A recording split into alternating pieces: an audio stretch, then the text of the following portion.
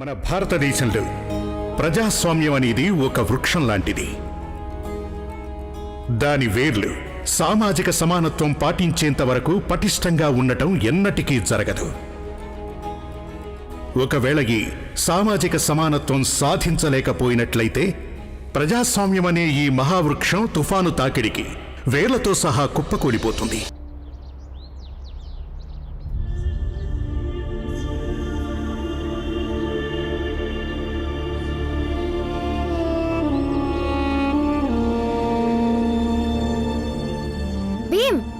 తొందరగా పద పనిలోకి. నువ్వు మళ్ళీ మందెందుకు పట్టుకున్నావు?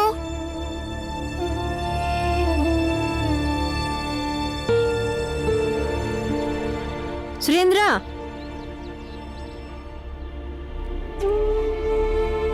నువ్వు మందు ఎందుకు రాసుకోలేదు?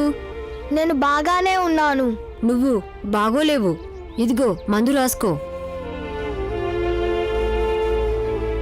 అయితే నువ్వే స్వయంగా నాకు మందు రాయి.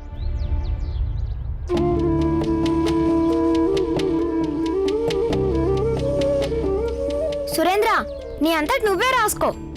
ఎందుకు నీతో పాటు మాకు కూడా తిప్పలు తెస్తున్నావు? రా భీమ్. ఆగు. నేను ఒకసారి మా నాన్నకి చెప్పాను, నేను అంటుకోవడం వల్ల ఒకరికి ఇబ్బంది కలుగుతుందంటే నేను అందరికీ దూరంగా ఉంటానని. కానీ ఇవాళ సమస్య ఇబ్బంది గురించి కాదు, ఇవాళ సమస్య మందుది. కాబట్టి నేను సురేంద్రకు తప్పకుండా మందు రాస్తాను.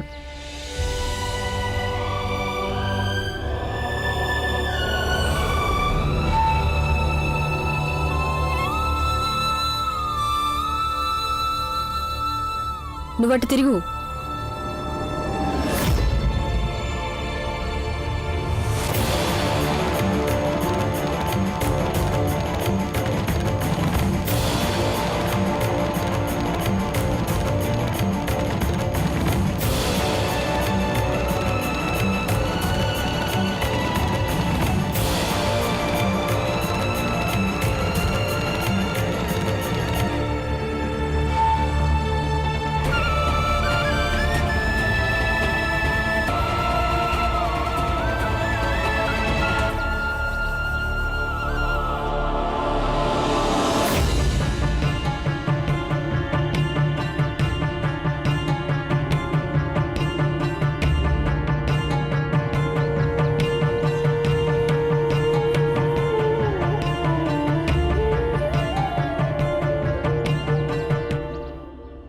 వదినా, బడి నుంచి వచ్చే సమయం అయిపోయింది కదా, మరి ఇప్పటిదాకా రాలేదేంటి?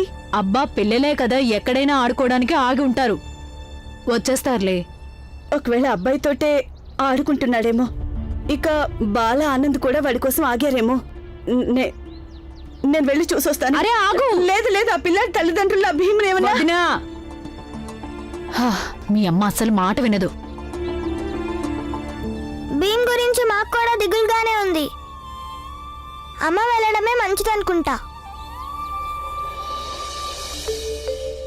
చరా మీ ఇద్దరు రండి, మొదలు పెట్టండి. ఇవాళ ఆట మొదలు పెట్టండి. పోండి.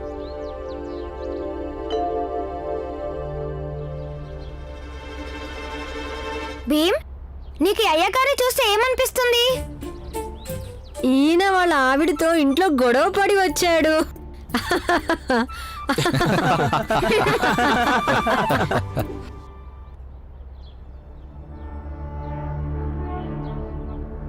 వచ్చాడా నా రాజకుమారుడు? రా బాబు, రారా, గబగబరా. ఇదిగో చెరుకు తిను, నీకు బాగా ఇష్టంగా.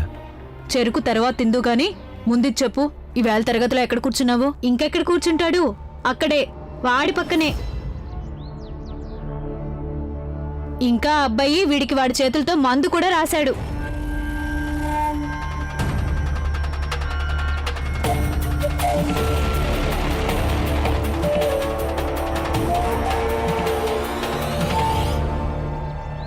అంటే వాడు వీడిని ముట్టుకున్నాడా?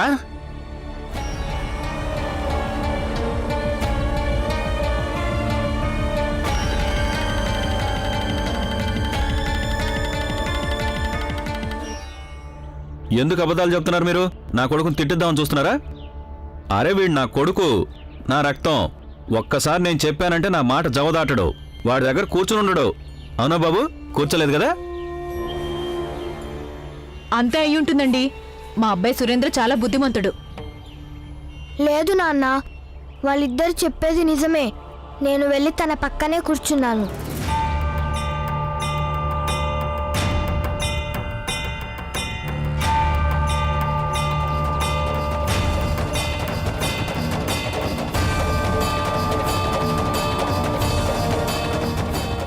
ఇంకా తనే నాకు మందు రాశాడు.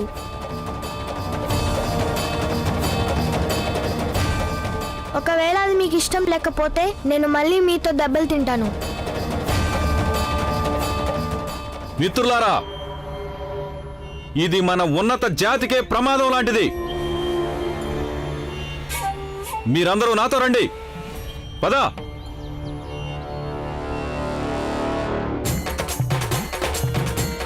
అరే ఆగండి ఆగండి, ఏం చేస్తున్నారు? సరిగ్గా వాయించండి. అరే ఇవాళ మంచి సంపాదన దొరికింది. ఇవాళ తాగడానికి అందరికీ మందు దొరుకుతుంది. మంచిగా వాయించండి. నువ్వేం చూస్తున్నావు బాలా? నువ్వు కూడా బాగా వాయించు, నీకు కూడా దొరుకుతుంది. వాయించండి వాయించండి వాయించండి.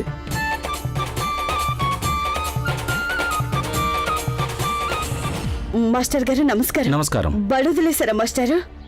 ఏమైంది? నేను భీం బాల వాళ్ళ అమ్మని.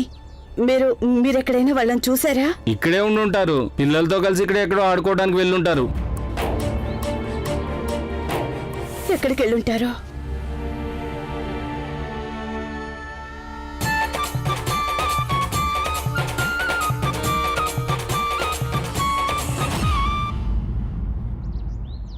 బాబు, నువ్వు ప్రాథమిక శిక్షా విద్యాలయంలో చదువుతున్నావు కదా? అవును. బాలా భీమ్ ఆనంద్ తెలుసా? తెలుసుంటే వాళ్ళని ఎక్కడైనా చూసావా? లేదు, నేనెక్కడ చూడలేదు. కానీ నువ్వు నన్నెందుకు అడుగుతున్నావు?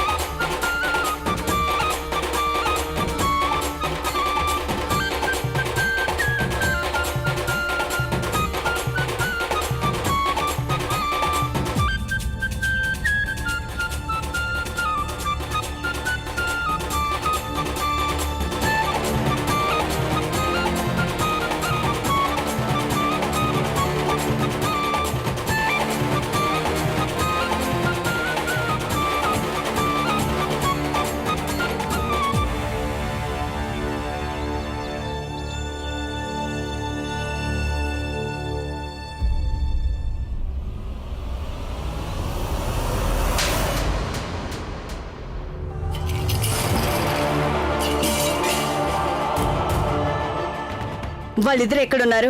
సామాన్లు అమ్ముతున్నారు. సామాన్లు అమ్ముతున్నారు.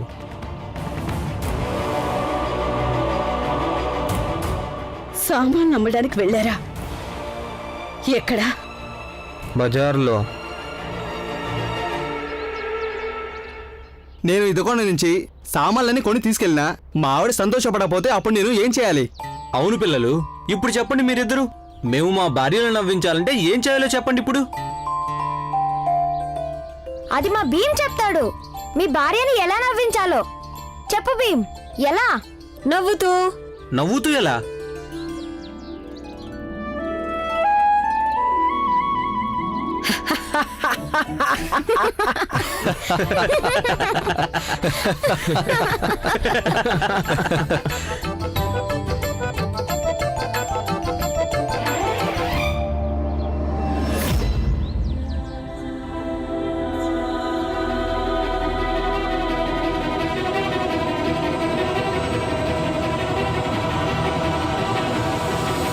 వీళ్ళిద్దరూ అసాధ్యులే.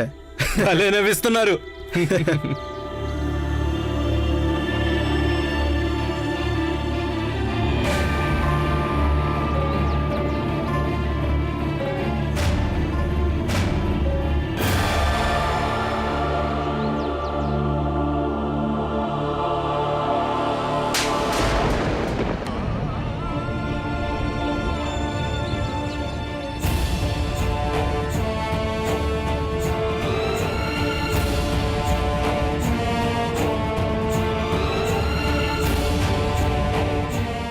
చదువుకోవడానికి పంపించాం, హాస్యం చేయడానికి కాదు.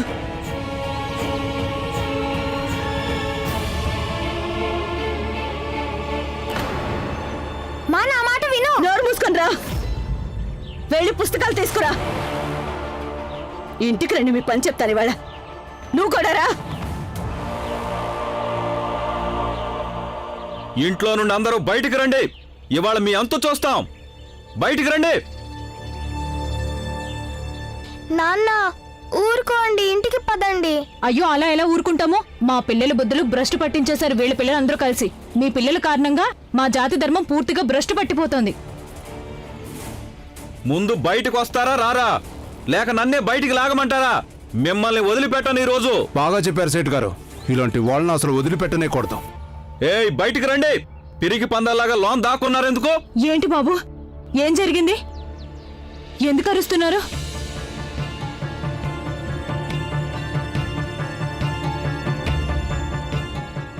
ఏంటి, ఏం పని? వీడి స్కూల్లో ఎవరైతే చదువుకుంటున్నారో వాళ్ళతో పనుంది, వాళ్ళ అమ్మతో పనుంది, వాళ్ళ నాన్నతో పనుంది, వాళ్ళ కుటుంబం అందరితో పనుంది. తులసి ఈ అబ్బాయితోనే అనుకుంటా మన భీమ్ స్నేహం చేస్తుంది. అవునక్క, ఇప్పుడు ఏమవుతుంది? కానీ మా వాడు అసలు ఏం చేశాడు? వాడికి గట్టిగా బుద్ధి చెప్పాలి. ఆ పిల్లాడికి మీరు చెప్తారా లేక మమ్మల్ని చెప్పమంటారా? మీకు మీ స్థానం ఏంటో తెలుసుగా, మర్చిపోయారా? మీ పిల్లలు మా పిల్లలతో కలిసి కూర్చోకూడదని. బహుశా ఈ రోజు దాకా వీళ్ళ స్థానం ఏంటో చూపించలేదనుకుంటా. వీళ్ళకి బుద్ధి చెప్పి తీరాల్సిందే. ఒక్కసారి మన తడాకా చూపిస్తే అప్పుడు వీళ్ళు అణిగిమణిగుంటారు. ఏమంటారు? చూడండి, మీకు గనక ఏదైనా సమస్య ఉంటే దాన్ని మాట్లాడుకోవడం ద్వారా కూడా పరిష్కరించుకోవచ్చు. ఈ విధంగా దౌర్జన్యం చేయడం కూడా న్యాయం కాదు. నువ్వు నోరు మూసుకో రమేష్. ధర్మం భ్రష్టు పట్టిపోతుంటే చూస్తూ ఊరుకోవాలా? ఇదే తగిన సమయం చైతన్యం రగిలించడానికి, ఇంకా వీళ్ళకు బుద్ధి చెప్పడానికి. ఇవాళ వీళ్ళ అబ్బాయితో స్నేహం చేశారు, రేపు మా పిల్లలతో పాటు స్నేహం చేస్తారు. ఆ తర్వాత మీలో ఎవరి కొడుకుతోనైనా వీళ్ళు స్నేహం చేయొచ్చు. వీళ్ళు మెల్లమెల్లగా మన దగ్గరికి వస్తారు, మనల్ని అంటుకోవడానికి, మనతో కలిసిమెలిసి ఉండటానికి ప్రయత్నిస్తారు. ఇక ఆ గీతను కూడా చెరిపేస్తారు, ఏదైతే తరతరాలుగా సమాజంలో కొనసాగుతుందో. ఇప్పుడు పోనీలేని ఊరుకున్నామంటే ఆ తర్వాత అందరూ మొదలు పెడతారు మన నెత్తినెక్కడానికి. సరిగ్గా చెప్పాడు. అందుకని వీళ్ళు మన దగ్గరికి రావడానికి ప్రయత్నించిన ప్రతిసారి వీళ్ళ కాళ్ళు విరగ్గొట్టి వీళ్ళకి కాళ్ళు లేకుండా చేసేయాలి. ఏమంటారు? ఇంట్లో దాక్కున్నా సరే ఇవాళ వాడిని వదిలిపెట్టేది లేదు. ఆ పిల్లాన్ని బయటికి లాగండి.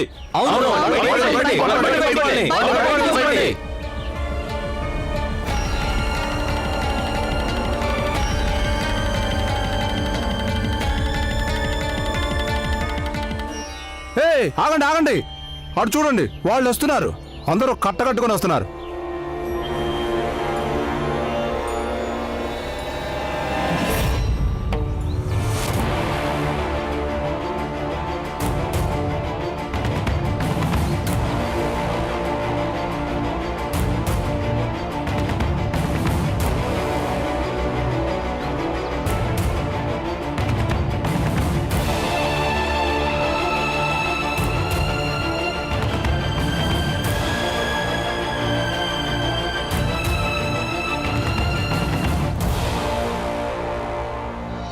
మీరందరూ ఈ విధంగా మా ఇంటి బయట ఎందుకు నిలబడ్డారు?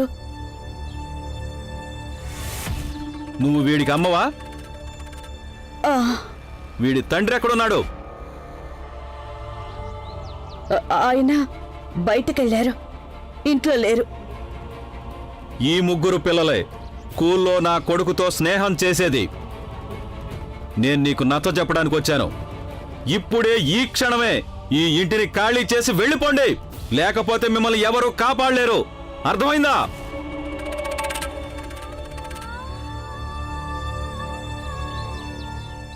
లేదు, భీమా, ఇది మా ఇల్లు, మేమెందుకు ఖాళీ చేయాలి?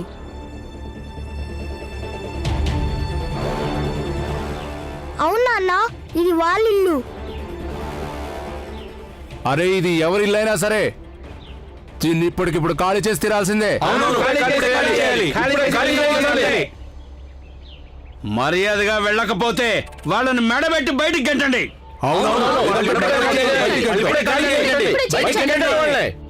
రే ఆగరా ఆగు. అరే నువ్వేంట్రా వాళ్ళ ఇంట్లోకి వెళ్ళావు? బయటికి రా, రా బయటికి రా. రాను. ముందుగా మీరు నాకు ఒక మాట ఇవ్వండి, వీళ్ళని ఇంట్లో నుంచి బయటికి పంపించమని. అప్పటి వరకు ఇక్కడే ఉంటాను. చూడరా, ఆ బుద్ధి ఉండాల్సింది వీళ్ళకిరా. వీళ్ళ స్థానం మర్చిపోయి మనతో కలిసి ఉండటం మొదలు పెట్టారు. వీళ్ళు మనతో కలిసి ఉండటానికి వీల్లేదు. వీళ్ళకి ఈ విషయం తెలియజెప్పడం చాలా అవసరం. మిత్రులారా, వీళ్ళ సామాన్లు బయటపడేయండి. వద్దండి, వద్దు. నేను చూస్తాను, రండి మీరు ఎలా పడేస్తాడో.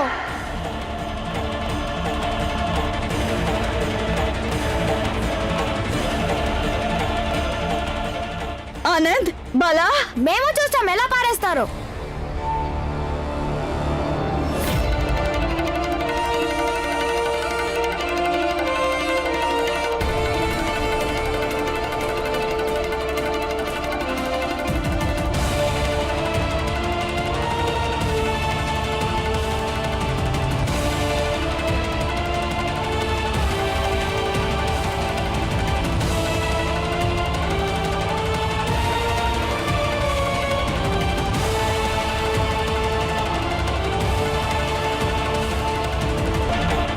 మీరు నలుగురు కలిసి సమాజం మొత్తాన్ని ఆపుతారా? అందరికంటే ముందు నేను చూపిస్తాను మీకు సమాజం శక్తి ఏంటో. వద్దు, దయచేసి ఆగండి, ఆగండి, అలా చేయకండి, ఆగండి, ఆగండి. దయచేసి అలా పెడతాను, చేయకండి. అంత పని చేయకండి. ఒకవేళ మీరు సామాన్లు పారేసుకుంటే పారేసుకోండి, మేము ఇంకెక్కడికైనా వెళ్ళిపోతాం. దయచేసి నా బిడ్డలు వదిలేయండి. అమ్మా, మన సామాన్లు ఎందుకు బయట పారేయమంటున్నారు? నోర్మోయ్, వీళ్ళందరితో నువ్వు ఒక్కడివే పోరాడతావా? భీమా, తనొక్కడే కాదు, నేను కూడా ఉన్నాను. అవునమ్మా, మేము కూడా ఉన్నాం. వీళ్ళందరూ దౌర్జన్యం చేస్తుంటే మేము చూస్తూ ఊరుకుంటామేంటి? వదినా వీళ్ళకి వీళ్ళు ఇలా ఎలా దౌర్జన్యం చేస్తారమ్మా? ఇది మన ఇల్లు, మన ఇంటిని మేము కాపాడుకోగలం. వీళ్ళకి చెప్పు వదినా. ఈ పిల్లలు ఇంకా ఆడవాళ్ళ సైన్యం కలిసి వీళ్ళ ఇంటిని రక్షించుకుంటారంట. సేటు గారు, మీరు వీళ్ళ వస్తువులు ముట్టుకుంటారా? చిచి చిచి చిచి. నా మాట వినండి. నా దుకాణంలో ఒక పీపాడు కిరసనాయిల్ ఉంది. దాంతో వీళ్ళ ఇంటిని కాల్చేద్దాం. అప్పుడు ఈ ఇల్లు ఉండదు, ఈ మనుషులు ఉండరు. ఏమంటారు? అయితే పదండి, కిరసనాయిల్ తీసుకుందాం. పదండి. అప్పుడు చెప్తాం వీళ్ళ పని ఎక్కడుంటారో. అయ్యో, ఎవరైనా ఆపండి, ఆగండి, ఆపండి, ఆగండి.